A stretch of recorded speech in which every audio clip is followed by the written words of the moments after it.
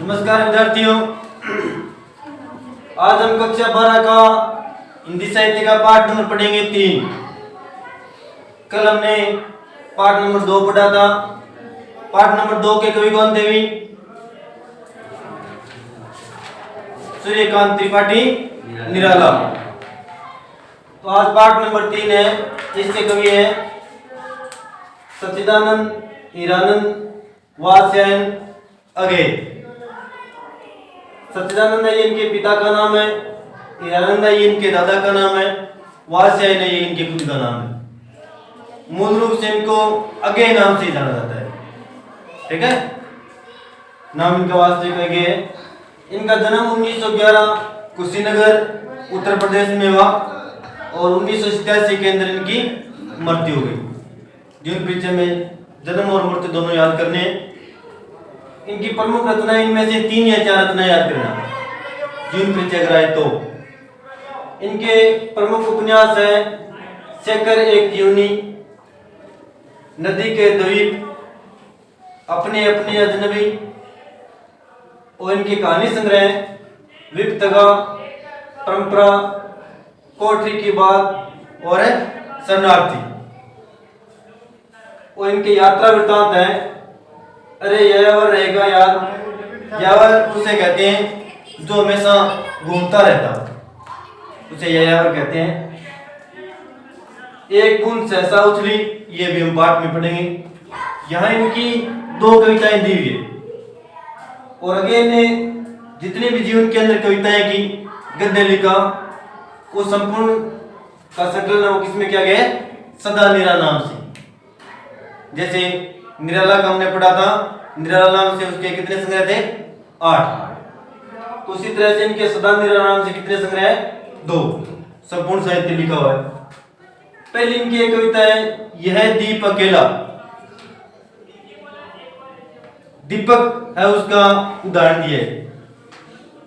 दीपक से किस प्रकार से रोशनी प्रज्वलित होती है और समाज को उससे फायदा मिलता है। इसमें दीप की बात किया तो किससे भरा हुआ है? स्नेह से। स्नेह मतलब प्रेम से भरा हुआ है।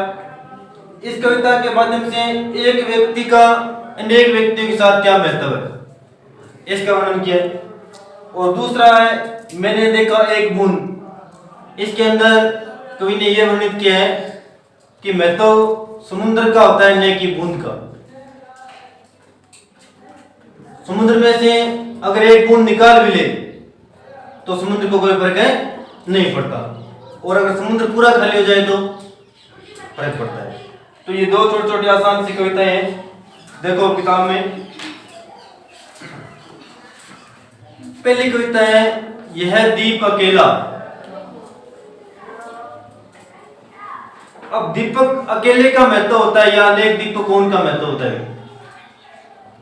कि प्रकाश एक दीपक से ज्यादा होगा या अनेक दीपकों से? अनेक दीपकों से। यहाँ पर दीपक जो शब्द है ये एक व्यक्ति का प्रतीक है। ये याद रखना, प्रश्न आया हुआ है दीपक किसका प्रतीक है? एक व्यक्ति का। अब कवि का कविता में मुख्य भावार्थ ये है कि समाज के अंदर कोई भी एक व्यक्ति विकास नहीं कर सकता। कोई अकेला व्यक्ति, अगर आप में से कोई एक विद्यार्थी ये चाहे कि मैं अपना अलग से मुकाम हासिल करूं या अकेला ही पढ़ूंगा, तो क्या पढ़ सकता है? नहीं। तो उसी तरह से समाज के अंदर अकेला कोई भी व्यक्ति अपना विकास नहीं कर सकता। व्यक्ति जब समाज में रहेगा, और समाज क्या है भी? समाज व्यक्तियों का समूह है, और व्यक्ति जब समाज में रहेगा तभी उसका विकास होगा। अकेला किसी का विकास है नहीं हो सकता। तो यहाँ पर ये उदाहरण कवि ने दिया है, अकेला दीपक प्रकाश कम देगा और अनेक दीपक होंगे तो प्रकाश क्या देंगे? ज्यादा देंगे। उसी तरह से व्यक्ति अकेला होगा तो उसका विकास कम होगा, और समूह में रहेगा या समाज में रहेगा तो उसका विकास क्या होगा? ज्यादा होगा। तो ये इसका संदेश है। देखो, यह दीप अकेला स्नेह भरा है, गर्व भरा मदमाता, पर इसको भी पंक्ति को दे दो। स्नेह मानिवे प्रेम, मदमाता मानिवे मस्ती। पंक्ति में होती है वैसे लाइन, लेकिन यहां पर इसका अर्थ है समाज। 2 ध्यान में रखना है। दीपक मतलब एक व्यक्ति, पंक्ति मतलब समाज। तो यह दीपक अकेला ही प्रेम से भरा हुआ है, गर्व भरी मस्ती से भरा हुआ है, लेकिन इसको समाज को दे दो। व्यक्ति को किस में समाहित होना चाहिए? समाज में। अब व्यक्ति से समाज बनता है या समाज से व्यक्ति बनता है? हाँ, अनेक व्यक्ति मिलकर एक समाज को बनाते हैं।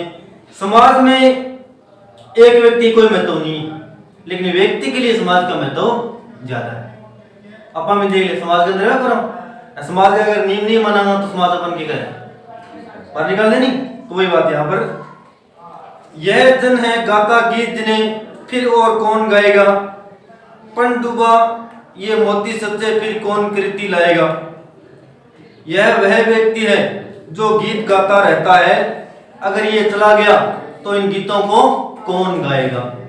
समाज में जब तक व्यक्ति है तब तक क्या है? समाज है, और समाज व्यक्ति नहीं है तो फिर समाज भी नहीं है। तो यह वह है जो गीत गाता रहता है, अगर यह चला गया तो इन गीतों को कौन गाएगा। पनडुब्बा माने हुए गोताखोर।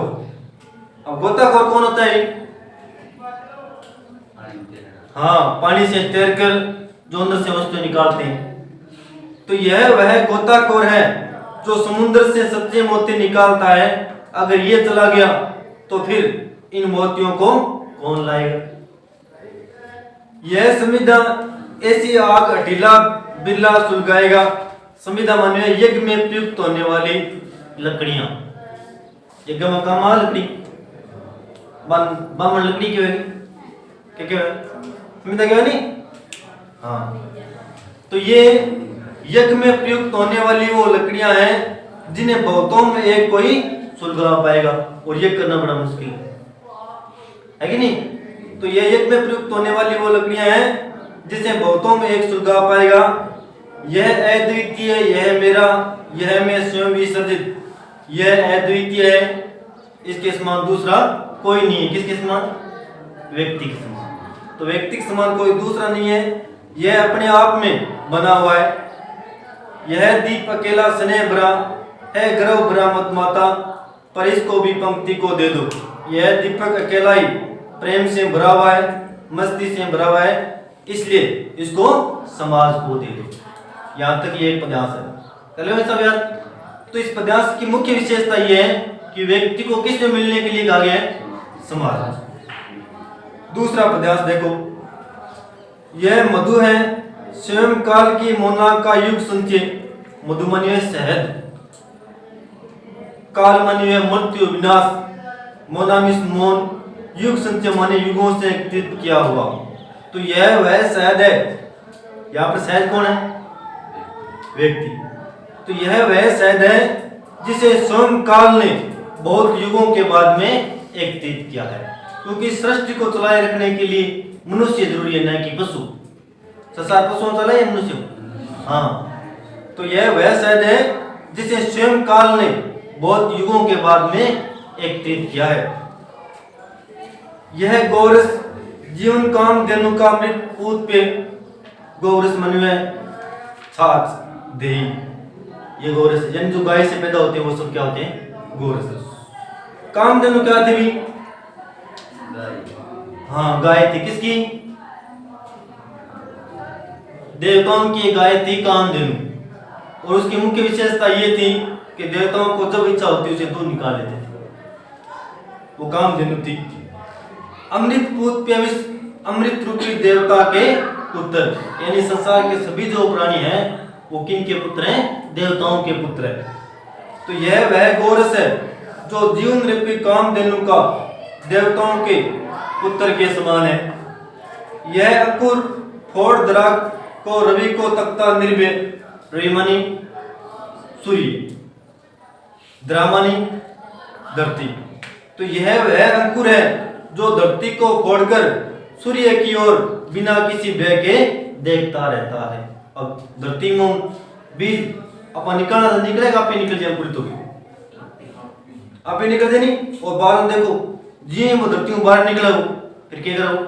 एक दो दिन तीन झुकड़े रहे, बाद में देखो एकदम सीधे खड़े हो जाए, की कान देख तो रहे सूर्य का ड्राइव बंद होते नहीं पड़े।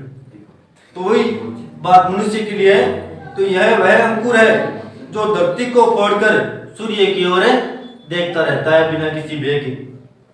यह प्रकृति स्वयंभू ब्रह्मा अयुत, इसको भी शक्ति को दे दो। यह प्रकृति से पैदा हुआ ब्रह्मा के समान, वो अयुत मानिए 10,000 हाथियों का बल, तो इसमें 10,000 हाथियों का बल है, इसलिए इसको भी किसे दे दो? शक्ति को दे दो। यह दीप अकेला स्नेह भरा है, गर्व भरा मदमाता, पर इसको भी पंक्ति को दे दो। यह दीपक अकेला ही प्रेम से भरा हुआ है, गर्व युक्त मस्ती से भरा हुआ है, इसलिए इसको भी किस में मिला दो? समाज में मिला दो। अंतिम पद्यांश है, देखो भी 2 हो गए, तीसरा देखो। यह वह विश्वास नहीं जो अपनी लघुता में भी कांपा, लघुता मन में कठिनाई, इसमें वह विश्वास भरा हुआ है जो कठिनाई के अंदर भी कभी भी कांपता नहीं। कौन कांपता नहीं? कौन नहीं कांपता है? मनुष्य, व्यक्ति। तो इसमें वह विश्वास भरा हुआ है जो कठिनाई के समय में भी कभी कांपता नहीं। वह पीड़ा जिसकी गहराई को स्वयं उसी ने नापा, इसमें वह पीड़ा है, दुख है जो अपनी गहराई को स्वयं ही नाप लेता है। कुछ सा अपमान अवज्ञा के धुंधलाते कड़वे तम में, यह सदा द्रवित चीर जागरूक अनुरूप नेत्र। अब इनकी देख लेना। कुछ सामान्य पीड़ा, अवज्ञा विषय आज्ञा का उल्लंघन करना, कड़वे मन में कठिन, तम मन में अंधेरा, सदा द्रवित मन में हमेशा प्रवाहित रहने वाला, चीर जागरूक मन में हमेशा जागृत रहने वाला, अनुरूप नेत्र मन में खुली हुई आंखों वाला। ये सब किसकी विशेषता है? व्यक्ति की विशेषता है।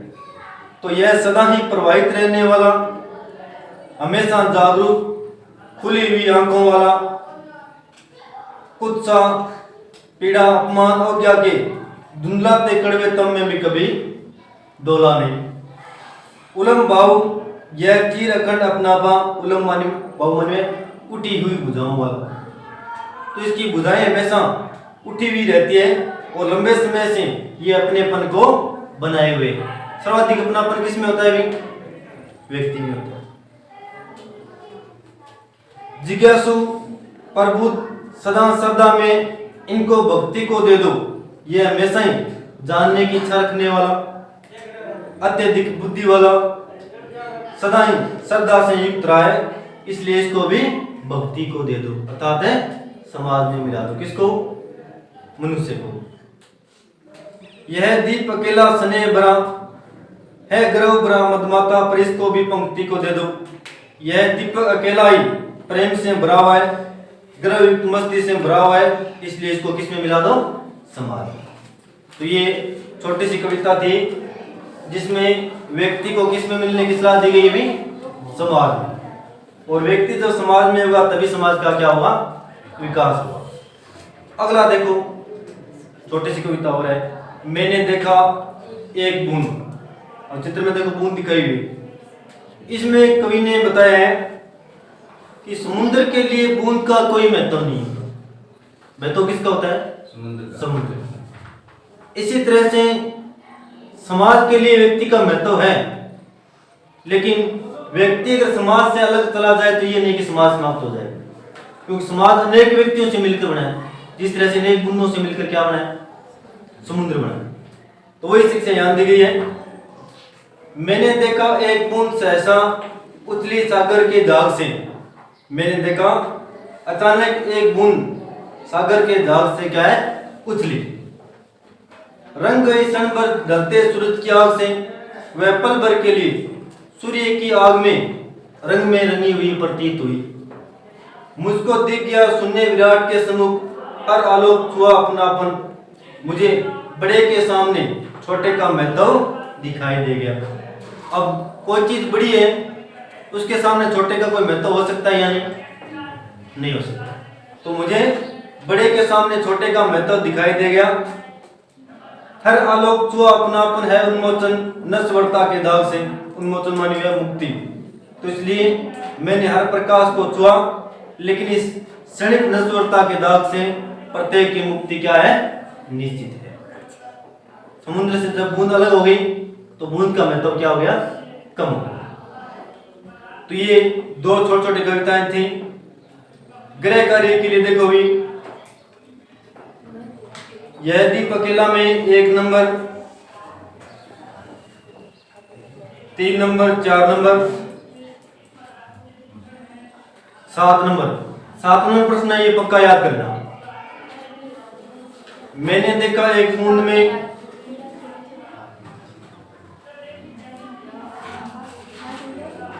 4 नंबर। ठीक है, ये तो काम गृह कार्य के लिए कॉल कर रही है।